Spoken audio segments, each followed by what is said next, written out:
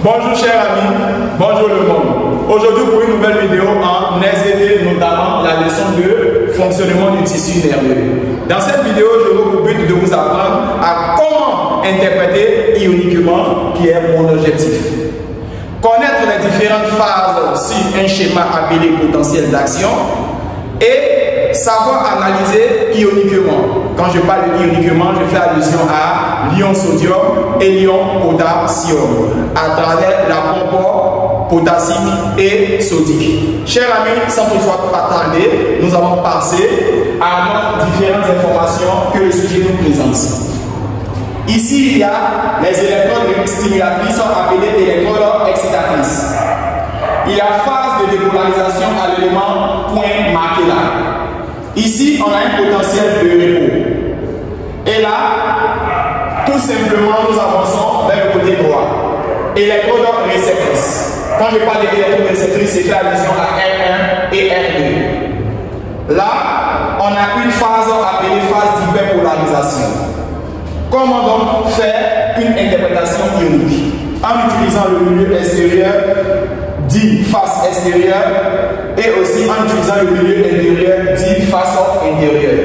Ici, on a les pompes Na et K+. À quel moment ces pompes seront ouvertes et à quel moment ces pompes seront fermées? C'est très simple, cher ami. Sans toutefois tarder, nous allons passer au potentiel d'action monophasique. Quand je parle de potentiel d'action monophasique, je parle d'une seule phase. Alors, cette phase ici va posséder donc 6 parties. La partie A, appelée artefact de stimulation. La partie AB, qui est le temps de latence. La partie BC, qui est la phase de dépolarisation. Et la partie CD, qui est la phase de repolarisation. Quant à la partie DE, est la phase d'hyperpolarisation. Et EF est la phase de restauration ou retour à la phase initiale. Chers amis, comment faire une bonne interprétation ionique? Ici, je veux pour but de vous apprendre des interprétations ioniques vis-à-vis d'un schéma. Ici, on a le cas 0 au cas moins 60 millivolts et le cas plus 20 à 40 ou bien 60 millivolts. Ici, on remarque que l'une des micro-électrodes réceptrices est enfoncée dans l'axone. Ici, est matérialisée comme axone. Axone, c'est cette partie-là. Alors, l'une des micro-électrodes réceptrices est enfoncée dans l'axone. Pendant ce temps, l'autre électrode réceptrice R1 est à la surface de l'axone. Dans ce cas, en présence d'excitation, chers amis, comme le sujet a signifié, on aura donc le potentiel appelé potentiel d'action. On aura une courbe monophasique, une seule phase. Chers amis, nous allons encore commencer notre interprétation ionique. On aura encore à parler de l'interprétation ionique.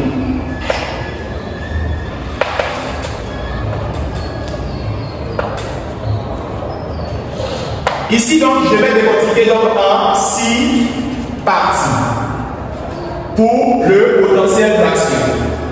Le potentiel d'action monophasique possède 6 phases. Alors, ces 6 phases, on aura le premier appelé le temps simplement A qui obéit à l'artefact de stimulation. Artefact sans mettre de E de stimulation.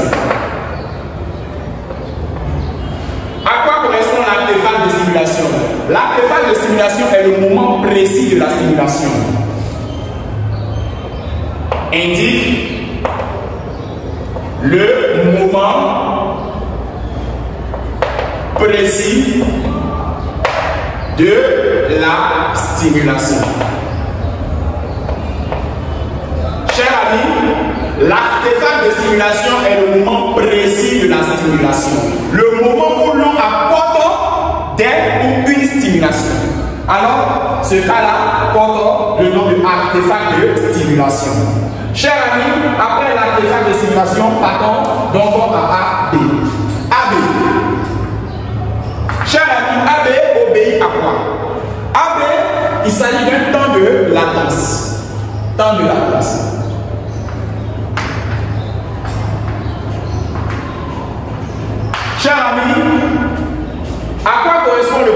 latence. Le temps de latence, comme son nom l'indique, est le temps mis par l'influx nerveux pour atteindre la première électrode réceptrice. C'est le temps mis par l'influx nerveux pour atteindre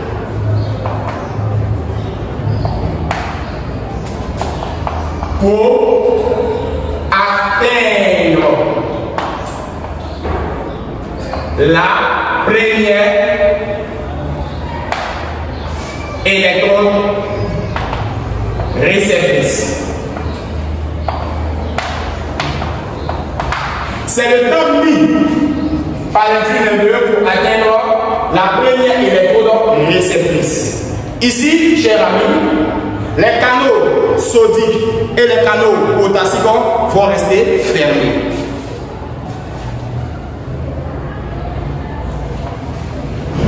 Dans ce cas-là,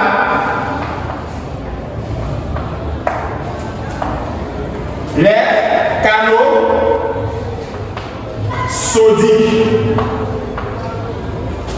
en parenthèse, Na+, et les canaux potassiques, en parenthèse, K+, restent fermés.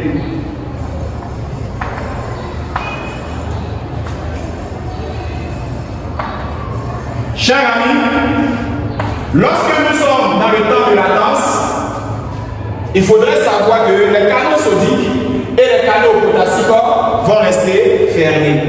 Vous voyez donc ces canaux-là vont rester donc fermés. Et pourquoi?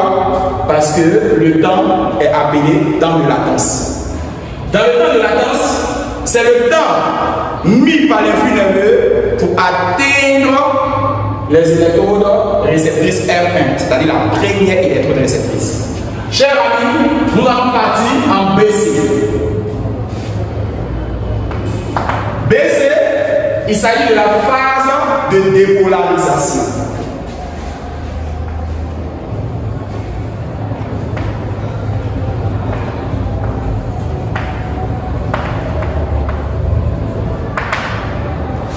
À quoi, chers amis, correspond la phase de dépolarisation? C'est très simple.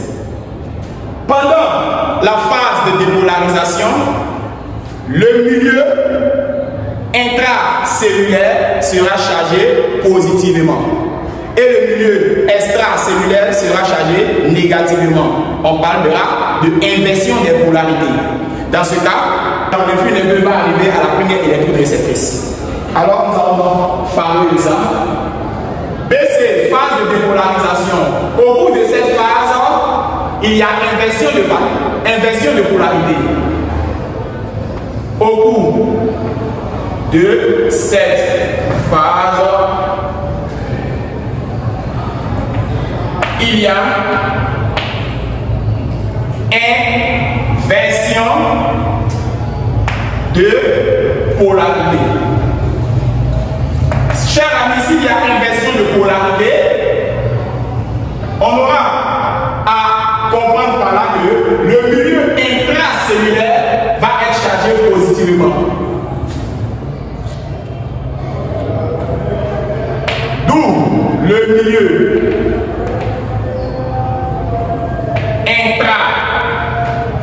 intracellulaire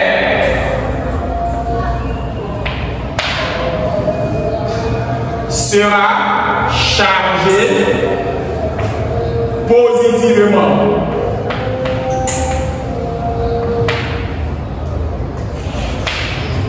C'est-à-dire donc la face intérieure est chargée positivement.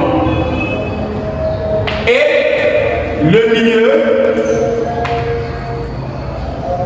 extracellulaire sera chargé négativement. Alors, une fois que ces deux milieux sont opposés, le milieu intérieur chargé positivement et le milieu extracellulaire chargé négativement, il ne peut que avoir l'information suivante. L'arrivée de l'influx nerveux au niveau de la première électrode réceptrice. Donc, chers amis, suivez attentivement. Par conséquent,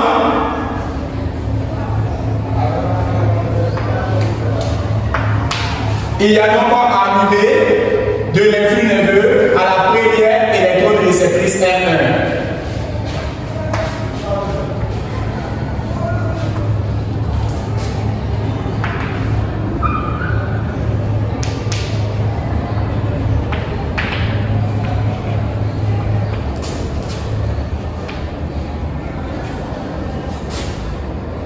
À la première électrode réceptrice.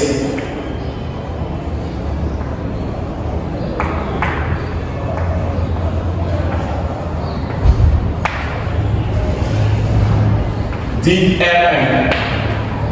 Chers amis, après la phase de dépolarisation, nous allons voir en CD la phase de repolarisation. CD. Phase de repolarisation.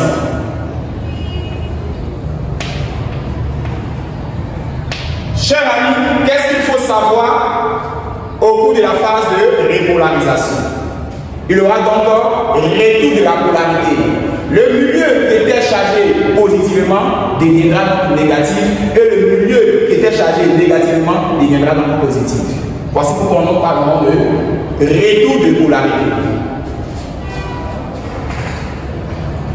Au cours de cette phase, il y a retour de polarité.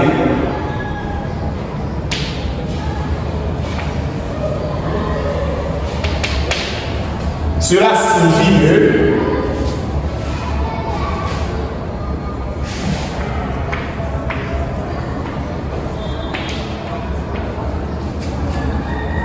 le milieu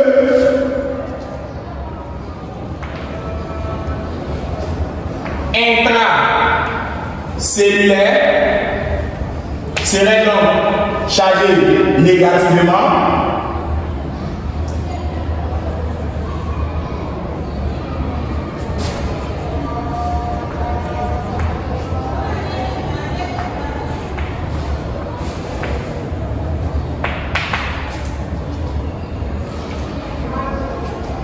Tandis que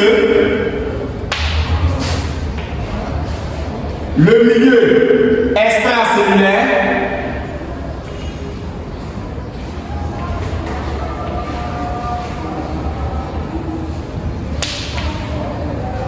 sera chargé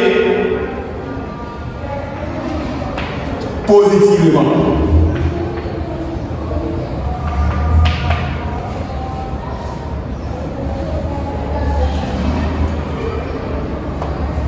Alors, il faudrait donc retenir que là, il y avait arrivé de l'influx nerveux. Ici, il y aura donc rencontre des deux électrodes réceptrices R1 et R2. Par conséquent, il aura rencontre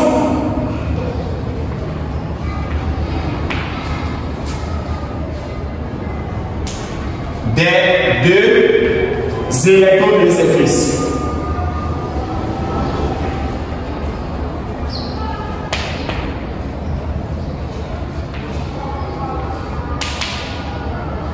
R1 et R2 vont se rencontrer. Chers amis, nous étions sur la phase de repolarisation. Nous allons voir en DE la phase d'hyperpolarisation. DE, phase d'hyperpolarisation.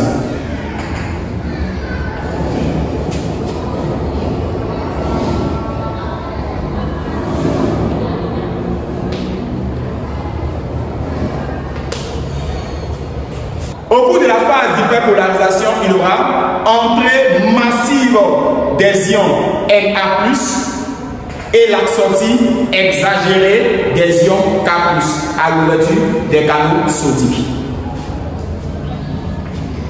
Au cours de cette phase,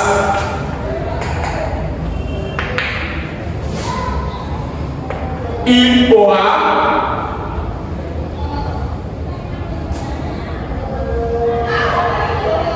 l'entrée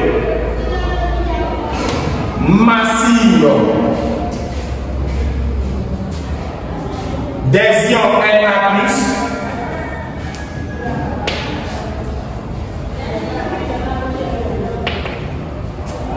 et la sortie excessive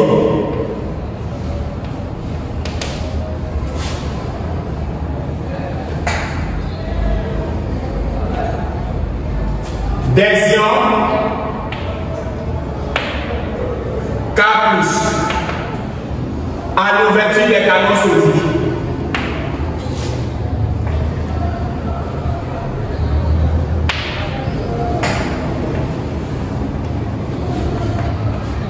Pardon, à l'ouverture des canaux potassiques.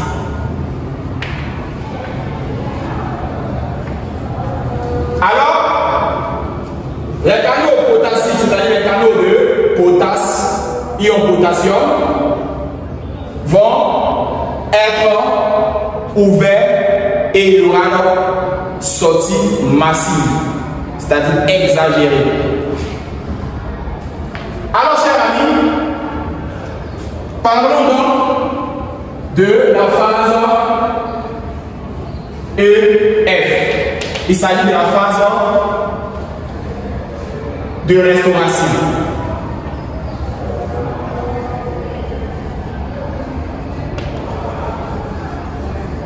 La phase de restauration est aussi appelée phase de retour à l'état initial.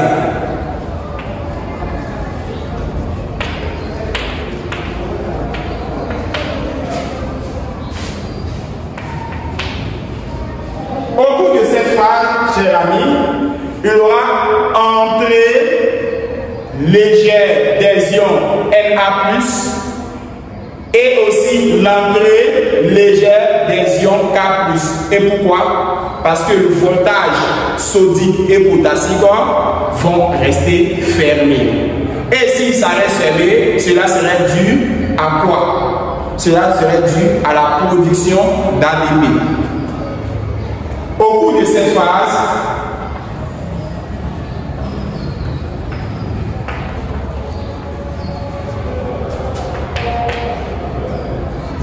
il aura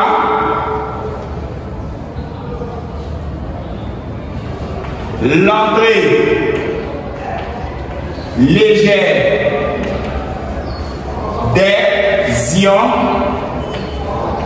Na+, et des ions K+. Alors, si la entrée légère des ions Na+, et des ions K+, on dira dans ce cas-là que la pompe sodique, potassique, c'est-à-dire Na+, K+, vont rester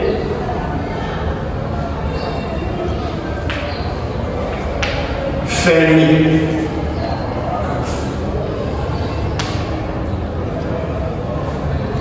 À cause de la production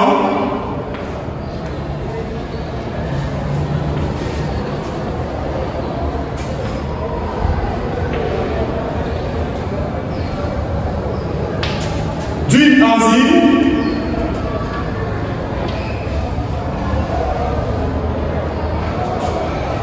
produite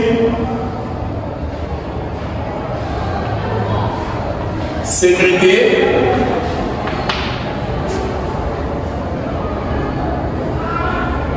par l'adénosine-triphosphate.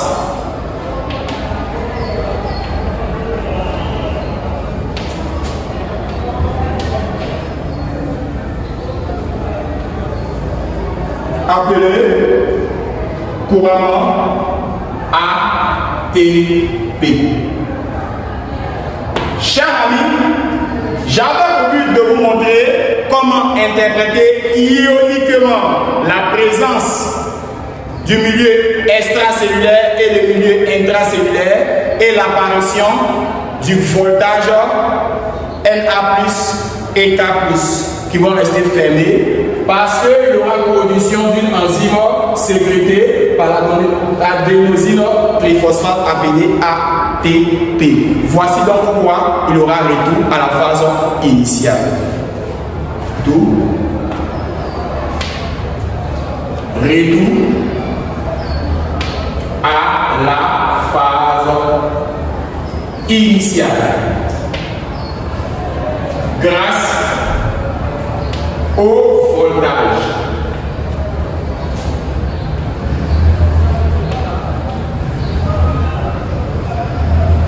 Na+, K+, fermé. Chers amis, j'ai été très ravi de partager cette vidéo avec vous. Si c'est le vous dit au revoir.